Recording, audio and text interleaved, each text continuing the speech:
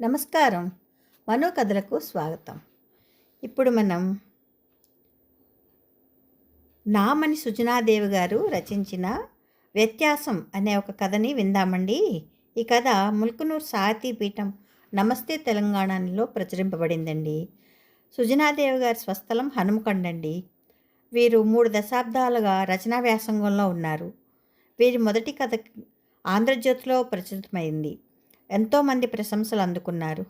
అనేక కథల పోటీల్లో బహుమతులు కూడా గెలుచుకున్నారు. వీరి స్పందించే హృదయం కథాసంపుటికి ఇప్పటి వరకు 6 జాతీయ పురస్కారాలు వచ్చాయి. దాదాపు అన్ని ప్రముఖ పత్రికల్లో వీరి కథలు ప్రచురితమయ్యాయి. వివిధ సంస్థలతో కలిసి సాహిత్యాభివృద్ధికి కృషి చేస్తున్నారు. ఇక కథలోకి వెళ్తున్నానండి. మీరెన్నన్నా అనండి, కానీ పాపం నోరు లేని ఆ జీవాలను ఎవరైనా ఏమన్నా అంటే మాత్రం నేను ఊరుకోను. అది మామయ్యే కానీ మీరే కానీ. అది కాదే, మొన్ననే కదా అమ్మ చనిపోయింది. అమ్మతో నాన్నకి ఎంత లేదన్నా 50 ఏళ్ల అనుబంధం. అలాంటిది అంత బాధలో ఉన్న ఆయన మనసు బాగాలేక ఏమైనా అన్నా నువ్వు ఊరుకో, ఏమి అనకు. అరే, నేను ఏమన్నానని? మీరు మమ్మల్ని ఏమైనా అనండి మామయ్య గారు, కానీ నోరు లేని మూగజీవాలను మాత్రం ఏమి అనకండి అన్నాను. అంతే కదా. అయినా నాకు మాత్రం అత్తయ్య లేని ఆయన ఎంతో బాధలో ఉండడం తెలీదా ఏం? అందుకే కదా అత్తయ్య కార్యక్రమాలన్నీ కాగానే గుళ్ళో వాళ్ళ అత్తగారింట్లో నిద్ర అయ్యాక ముందుగా మనమే మన ఇంటికి తీసుకొద్దామని అన్నది. నిజమే మధు, నేను కాదన్నానా? ఆయన మనసు చాలా సున్నితం. నిజమే మధు, నేను కాదన్నానా? ఆయన మనసు చాలా సున్నితం. మొదటి నుంచి మా అమ్మ కూడా ఆయన అలాగే చూసుకుంది. ఏదో ఆయన మన టామీని పట్టుకుని చీ వెదవసంత అన్నాడే అనుకో, దానికి వెంటనే ఆయన మొహంపై కొట్టినట్లు అలా మామయ్య నన్నేమైనా అనండి, కానీ వాటిని ఏమైనా అంటే నేను ఊరుకోను అంటూ అల్టిమేటం ఇవ్వాలా? ఏదో నోరులేని జంతువు కదా మామయ్య, ఏదో ఇంత పడేసినా జీవితాంతం విశ్వాసంగా ఉంటుంది అంటూ సున్నితంగా మాట్లాడితే అయిపోయేది కదా అని. చిచ్చి వెదవ బతుకు, ఈ ఇంట్లో ఎంత చేసినా ఇంతే.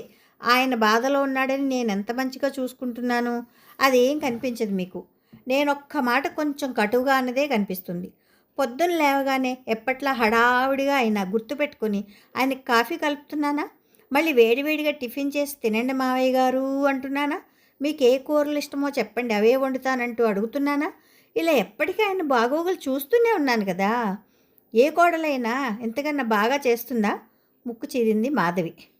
అబ్బా, నీకో నమస్కారం తల్లి, కుళాయి కట్టే. పొరపాటున అన్నాలే కానీ ఇక ఊరుకో. అదుగో ఎంత వెటకారమో. అప్పటికి అందరూ మంచివాళ్ళు, నేనే ఏదో రాద్ధాంతం చేస్తున్నట్లు. ఇంకా ఏదో అనబోతుంటే అప్పటికే వాకింగ్ నుంచి ఇంట్లో అడుగుపెట్టి అంతా విన్న రామయ్య ఆ వివాదం తప్పించడానికి దగ్గుతూ తన ఉనికిని తెలియజేశాడు. ఏంట్రా, ఏంటి గొడవ అన్నాడు. అబ్బే ఏం లేదు నాన్న, మన టామీకి ఆరోగ్యం బాగాలేదట. ఇవాళ సాయంత్రం త్వరగా రండి, డాక్టర్ దగ్గరికి తీసుకెళ్ళాలి. అలానే రేష్మిని కూడా చెకప్ చేయించినట్లు ఉంటుంది అంటున్నది మధు. టామీ రేష్మి రెండు వాళ్ళు పెంచుకునే కుక్కలు. కాసిని మంచినీళ్ళు వేడి చేసి ఇవ్వరా నాన్న దగ్గుతూ అన్నారు సీతారామయ్య. ఏమైంది నాన్న దగ్గుతున్నారు? నిన్నటి నుంచి కొంచెం బాగాలేదురా. చల్లగాలిలో నడిచినందుకేమో జలుబు దగ్గు. అయ్యో అలాగా నాన్న, కాస్తంత ఎండ వచ్చాక వాకింగ్కి వెళ్ళు. చెవుల చుట్టూ మఫ్లర్ చుట్టుకో. ఆగు, నా దగ్గర ట్యాబ్లెట్లు ఉన్నాయి, ఇవి వేసుకుని టీ తాగు నాన్న. బీపీ ట్యాబ్లెట్స్ అయిపోయారా? అలాగే జండు బామ్ లేకపోతే నాకు రోజు గడవదు. అలాగేలే నాన్న, ఈవేళ ఆఫీస్ నుంచి వచ్చేప్పుడు తెస్తాలే. మరి వెళ్ళొస్తాను. ఏమండి, అలాగే మన టామీ బిస్కెట్లు, దానికి టానిక్ అయిపోయింది, వచ్చేప్పుడు తిండి. అలాగే అంటూ వెళ్ళిపోయాడు రామకృష్ణ. సాయంత్రం వస్తూనే త్వరగా టామీని రేష్మిని తీసుకొచ్చే మధు, లేట్ అయితే డాక్టర్ వెళ్ళిపోతాడు అంటూ తొందర పెట్టగానే ఉన్న పలాన టామీతో కారెక్కేసింది మాధవి. వచ్చేసరికి చాలా పొద్దుపోయింది. ఆ తెల్లవారి రెండో కొడుకు రాఘవ్ వచ్చి రమ్మనగానే ఆయనకున్న ఆస్తి అయిన బట్టలు మందుగోళీలు అన్నీ సర్దుకుని రాఘవ్తో బయలుదేరారు సీతారామయ్య. భౌ భౌ గేటు తెరవడంతో గయ్యమంటూ మీదకొచ్చిన కుక్కను చూసేసరికి సీతారామయ్య పై ప్రాణాలు పైనే పోయాయి. వెంటనే భయంతో రాఘవ వెనక్కి వచ్చేశాడు. Hey sweetie, you naughty, go inside. అదేమన్నది నాన్న నవ్వుతూ అంటూ తండ్రి చేయి పట్టుకుని లోపలికి నడిపించుకెళ్ళాడు. కోడలు పలకరించి మంచినీళ్ళు అందించింది. తాగుతూ ఉంటే ఎదురుగా కనిపించిన 2 అల్మారాల్లో ఉన్న మందులు చూసి ఆశ్చర్యపోయాడు. ఏమిట్రా ఇవి, ఇన్ని మందులేంటి అడిగాడు కొడుకును. అయ్యో నాన్న, కంగారు పడకు, అవి మావి కావు, మన స్వీటీవి. ఇటీవల దానికి ఆరోగ్యం బాగా ఖరాబ్ అయిందని డాక్టర్ దగ్గరికి తీసుకెళ్ళాం, అప్పుడు కొన్నవి, అంతకుముందువి. దాని ఆహారం బిస్కెట్లు వగైరా అన్నమాట. ఆ డబ్బాలపై రాసి ఉంది, చదువు అన్నాడు. కళ్ళద్దాలు అంతగా ఆగుపట్టడం లేదురా, అక్కడ అన్నయ్యతో అన్నా కానీ పాపం వాడికి తీరలేదు. ఇక్కడ ఒకసారి వెళ్దాంలే నాన్న, బీపీ షుగర్ కూడా చెక్ చేయించుకుని చాలా రోజులైందిరా, వీలు చూసుకుని ఒకరోజు వెళ్దాంలే నాన్న అంటూ హడావుడిగా బయటకు వెళ్ళిపోయాడు. మామయ్య, ఈవేళ స్వీటీకి ఆలస్యమైందని ఒకటే గునుస్తుంది పిచ్చిముండ, దానికి కొన్ని పాలు బిస్కెట్స్ వేసి మీకు టిఫిన్ తెస్తాను, టీవీ చూస్తుండండి మామయ్య అంటూ లోనికెళ్ళింది కోడలు శ్రావణి. ఉదయం 9 అయినా లోపల ఆకలి నకనకలాడుతున్నది. అదే తన స్వరాజ్యం ఉంటేనా. అసలే షుగర్, ఇంతసేపు ఎలా ఉంటారు అంటూ ముందు ఏదో ఒకటి తినడానికి ఇస్తుంది. ఆమెకు పూజలో ఆలస్యమైన తనే వంటగదిలోకి వెళ్ళేవాడు. తన కోసం ఇలా అర్జెంటుగా పనికొస్తాయని ఎక్కువ నూనె లేని వస్తువులు, అటుకుల చుడువ, పేలాలు, మలకలు లాంటివేవో తన కోసం సిద్ధం చేసి ఉంచేది. ఇప్పుడు అలా వంటింట్లోకి చనువుగా వెళ్ళలేడు. అలా అని నోరు తెరిచి చనువుగా ఆకలంటూ అడగనూ లేడు. తన భార్యను తలుచుకుంటూ ఉస్సురని నిట్టూర్చాడు. అరగంటలో ఉప్మా తీసుకొచ్చింది శ్రావణి. అది చూడగానే నీరసం ముంచుకొచ్చింది. నిజానికి ఆయనకు మొదటి నుంచి ఉప్మా అంటే అస్సలు ఇష్టం ఉండదు. భార్యకు ఆయన ఇష్టాయిష్టాలు తెలుసు కాబట్టి ఆయనకి ఎప్పుడు ఉప్మా పెట్టేది కాదు. కానీ ఇప్పుడు ఆమె లేని తాను ఏకాకి అయ్యాడు. ఆత్మీయులందరూ ఉన్నా ఎవరూ లేని ఒంటరిలా మిగిలాడు. భార్య గుర్తుకు రాగానే కళ్ళు చెమర్చాయి ఆయనకు. ఇక్కడ రాఘవ శ్రావణి ఇద్దరూ బిజీగానే ఉంటారు. 2 పిల్లలు, పెద్దబ్బాయి పిల్లల్లాగే వీళ్ళు అంతే, పొద్దున్నే స్కూలు, సాయంత్రం ట్యూషను, సంగీతం క్లాసులతో బిజీగానే ఉంటారు. ఖాళీగా ఉండేది సీతారామయ్య మాత్రమే. పొద్దున్న లేవగానే రాఘవ్ కుక్కను పట్టుకుని అలా కాలనీలో దాని కాలకృత్యాలకు తీసుకెళ్తాడు. ఒక్కోసారి అరగంట పైనే అవుతుంది. రాగానే ఫోన్లు అటెండ్ అవుతూ ఆఫీసుకు తయారయ్యే బిజీలో ఉంటాడు. కోడలు శ్రావణి పని మనిషికి పనులు పురమాయిస్తూ వంట చేస్తూ బిజీగా ఉంటుంది. పొద్దునే అలా పెరట్లోకి వెళ్ళి మొక్కలను పరామర్శిస్తూ అవి తలలూపుతూ పలిగే స్వాగతాన్ని ఆస్వాదిస్తూ అర్ధాంగితో చెప్పాలని అనుకున్నవన్నీ వాటితో పంచుకుంటూ కాలం గడపడం అలవాటు చేసుకున్నాడు సీతారామయ్య. కళ్ళద్దాలు ఇంకా మార్చకపోవడంతో తనకిష్టమైన చదవడం అనే వ్యాసంగాన్ని కొనసాగించలేకపోతున్నాడు. పొద్దున్న మొక్కలతో ముచ్చట్లు అయిపోయాక స్నానం పూజ ముగించుకునేసరికి కాఫీ టిఫిన్ సిద్ధంగా ఉంటుంది. ఆయనకు ముందు నుంచే కుక్కలంటే చాలా భయం. చాలా ఏళ్ల కిందట ఒకసారి కుక్క కరిస్తే ఆయన పడ్డ నరకం అంతా ఇంత కాదు. ఆ ఇంజక్షన్ల బాధ ఒకెత్తైతే పద్యం అంటూ కడుపు మార్చుకోవడం, పొరపాటున ఏ రేబిస్ వ్యాధి వస్తుందో అని భయపడి చావడం, ఇదంతా మరో ఎత్తు. ఆయన ఎంత భయపడతాడో అందుకు తగ్గట్లు కొడుకులిద్దరిళ్లల్లో కుక్కలుండడం ఆయనకి ఇంకా చికాకు తెప్పించింది. అందుకే చిన్నవాడు రమణ వచ్చి తన ఇంటికి తీసుకెళ్తానంటే ఆనందంగా బయలుదేరాడు. ఇంటికి వెళ్ళిన ఆయనను కోడలు మనవళ్ళు ఆప్యాయంగా పలకరించారు. అయితే ఒకరోజు పొద్దున్నే మనవడు అన్న మాటలు ఆయనకి పక్కన బాంబు పడినట్లు ఉలిక్కిపడేలా చేశాయి. ఇంతకీ మనవడు హర్ష ఏమన్నాడంటే, నాన్న, మరే పెద్దనాన్నల అందరిళ్ళల్లో ఎంచక్కా మంచి కుక్కలు ఉన్నాయి, మా ఫ్రెండ్స్ ఇళ్ళల్లో కూడా ఉన్నాయి, మనం కూడా కుక్కను పెంచుకుందాం నాన్న అన్నాడు. అవునండి, ఇప్పుడు అది మంచి స్టేటస్ సింబల్ కూడా, అంతేనా? ఇవాళ రేపు దొంగల భయం కూడా ఉంది కదా, అది ఇంట్లో ఉంటే ఏ భయమూ ఉండదు అంది చిన్న కోడలు. అలాగేలే, తెచ్చుకుందాం లెద్దు అన్న చిన్న కొడుకు మాటలతో ఉలిక్కిపడి, వద్దు, ఎంతమాత్రం వద్దు గట్టిగా అన్నాడు సీతారామయ్య. ఏం నాన్న, ఎందుకొద్దు అన్నాడు చిన్నోడు. ఆయన ఏమీ మాట్లాడలేదు.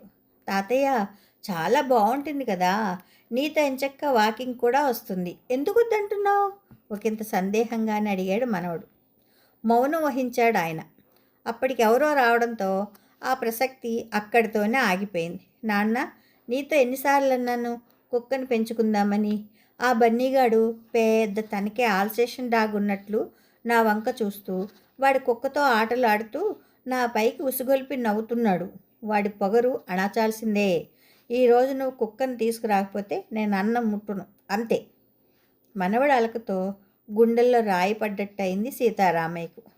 వద్దు, ఎట్టి పరిస్థితుల్లోనూ వద్దు, తనకు తెలియకుండానే వణుకుతున్న గొంతుతో గట్టిగా అరిచాడు అతను. ఉలిక్కిపడ్డాడు రమణ. తండ్రిలో ఇంతటి భయం ఇంతకుముందు ఎప్పుడు చూసి ఉండలేదు అతను. పిల్లవాడు ఏదో సంబరపడుతున్నాడు. పోనీలే నాన్న, నువ్వెందుకు అంతగా వద్దంటున్నావు? మౌనంగా ఉన్న ఆయన్ని చూసి, పోనీలే నాన్న, వాడి సంతోషం కోసం కొన్ని రోజులు ఉంచుకుని పంపుద్దాం, ఓకేనా అన్నాడు మళ్ళీ తనే. వద్దు, వద్దు అంటే వద్దు. ఒకవేళ తీసుకురావాలని అనుకుంటే నేను ఇక్కడ ఉండను, వృద్ధాశ్రమానికి వెళ్తాను, గంభీరంగా స్థిరంగా అన్నాడు. నివ్వెరిపోయాడు రమణ. వెంటనే లేచి, అదేంటి నాన్న ఒకేసారి అంత మాట అన్నావు? ఎందుకో చెప్పు నాన్న అన్నాడు తండ్రి దగ్గరికి వచ్చి, ఆయన చేయిని తన చేతిలోకి తీసుకుంటూ. కోడళ్ళు మనవాళ్ళు కూడా అదే అడిగారు రెట్టిస్తూ. ఎందుకంటే ఎందుకంటే వాటిని చూస్తే నాకు చాలా అసూయగా ఉంటుంది కాబట్టి. ఏమిటి అంత ఒకేసారి ఆశ్చర్యంగా అడిగారు. వాళ్లకు ఆయన అన్నది అర్థం కాలా. మిగిలింది ఇంత పెడితే ఎంతో విశ్వాసంగా జీవితాంతం పడి ఉంటాయి. అసలు వాటిని చూస్తే నీకు అసూయ ఎందుకు నాన్న? పాపం నోరులేని జీవాలు, వాటిపై అంత కోపం ఎందుకు నాన్న? నువ్వే చిన్నప్పటి నుంచి మూగజీవాల పట్ల దయతో ఉండాలని చెప్పావు కదా, చెప్పు నాన్న రెట్టించాడు రమణ. ఎందుకంటే అవి నన్ను చూసి వెక్కిరిస్తున్నట్లు అనిపిస్తుంది. అవి వెక్కిరించడం ఏమిటి నాన్న? ప్రొద్దున్నే వాటిని కాలకృత్యాలకు తీసుకెళ్తారు. కనీసం వాటితో గడిపే ఆ అరగంటైనా నాతో గడపడానికి ఇష్టపడరు. వాటి ఆహారం కోసం ప్రత్యేక శ్రద్ధ తీసుకుంటారు. ప్రతిరోజు సమయం ప్రకారం వాటికి పాలు, తినుబండారాలు క్రమం తప్పకుండా ఇస్తారు. ఎందుకంటే మూగజీవి, అడగలేదు కాబట్టి. నాకు మాత్రం ఆకలి నకనకలాడుతున్నా, నోరున్నా అడగలేను. దానికి ఆరోగ్యం బాగా లేకపోతే వెంటనే డాక్టర్ దగ్గర తీసుకెళ్తారు. కానీ అదే నాకు ఆరోగ్యం బాగా లేకపోతే మాత్రం పట్టించుకోరు. బీపీ, షుగర్ ఉన్నప్పటికీ డాక్టర్ దగ్గరికి తీసుకెళ్లకుండా ఇంట్లో ఉన్న ఏవో మందులు వేసుకోమంటారు. ఎందుకంటే అందుకు మీ దగ్గర సమయం ఉండదు.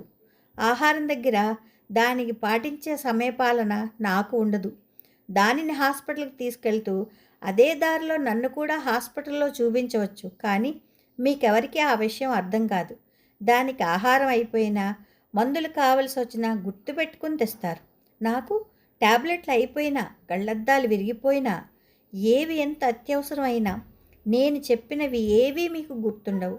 కనీసం కుక్కకు ఇచ్చే గౌరవం కూడా నాకు ఇవ్వడం లేదని అవి నన్ను వెక్కిరిస్తున్నట్లుగా అనిపిస్తుంది. అది నేను భరించలేను. ఏడుస్తూ అంటున్న ఆయనను హక్కును చేర్చుకుని ఓదార్చాడు చిన్నోడు కూడా ఏడుస్తూ. కథ సమాప్తం. ఏమిటో కథ నాకు చాలా బాధగా అనిపిస్తుందండి. కథ సమాప్తం. ఈ కథ మీకు నచ్చితే లైక్ చేయండి, షేర్ చేయండి, కామెంట్ చేయండి, సబ్స్క్రైబ్ చేసుకొని నన్ను ఎంకరేజ్ చేయండి. ఉంటానండి. ప్రేమతో మీ మను.